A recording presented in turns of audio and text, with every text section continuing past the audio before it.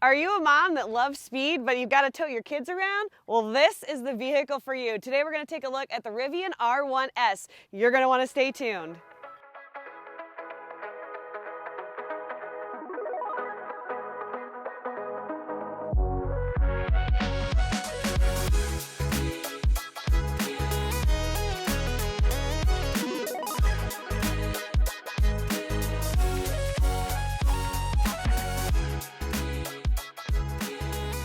Hey guys, welcome to another all-electric family video. We are here today with our new to us Rivian R1S, and we want to give you guys a tour of this SUV.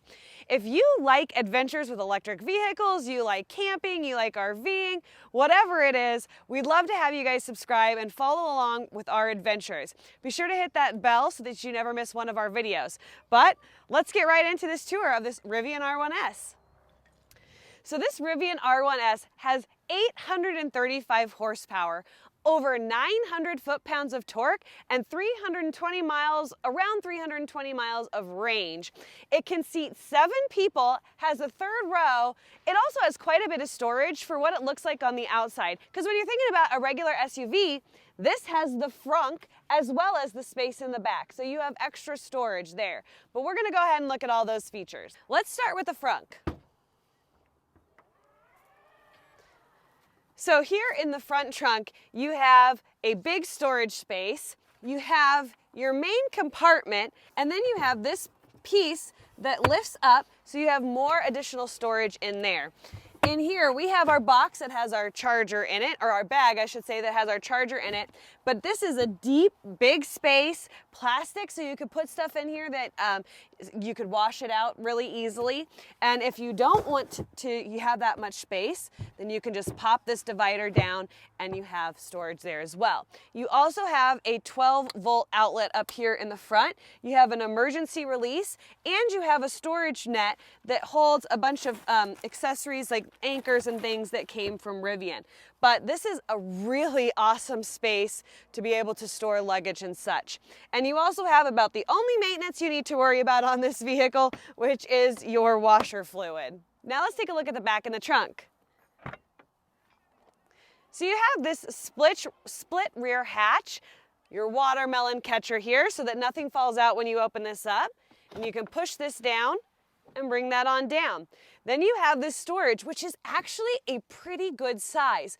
We have owned a Tahoe before, and the space, the width of the space, or depth of the space, so to speak, is definitely more than what you have behind the third seat in like a Tahoe, because this is with the third seat up. This is our little umbrella chair to show you. But then, beyond that, you can lift this up and you have a little storage compartment. You've got your accessories for your onboard air compressor, and this air compressor can refill tires on trailers and things like that. So it is a good quality, high output air compressor. You also have your first aid kit, your Rivian first aid kit. And beyond that, you have storage under there that is for a spare tire, or if you're not carrying your compact spare, then you would have more storage space for other stuff. So you have these tie downs that are adjustable that you can slide on this track, so you can put them wherever you want to tie stuff down in the back. Then you have these buttons to put the second row down from here, and hiding behind here you have an outlet and then a 12-volt outlet as well.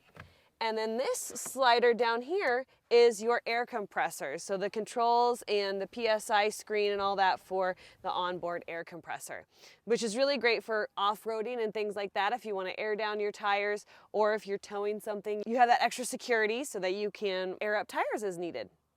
Bike tires, basketballs, soccer balls, whatever. It's the ultimate mom mobile. All right, so here I am in the third row, which is surprisingly big.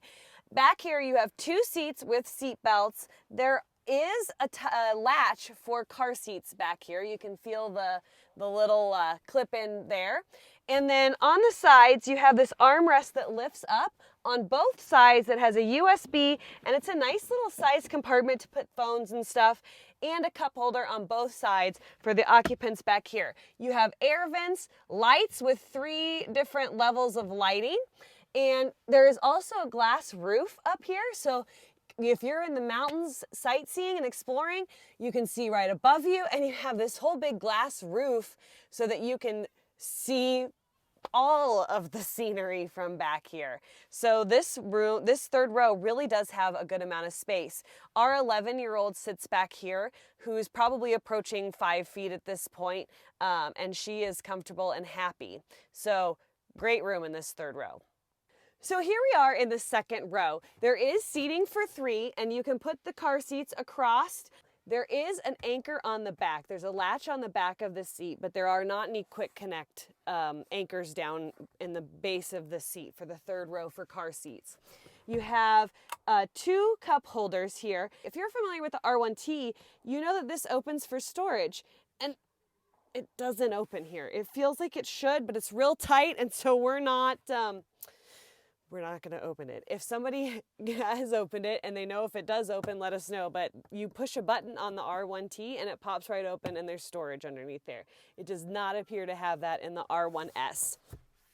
So here you've got pockets, you've got hooks, you've got USB-C, USB-C, USB-C, USB-C, plenty of plugs back here for your second row.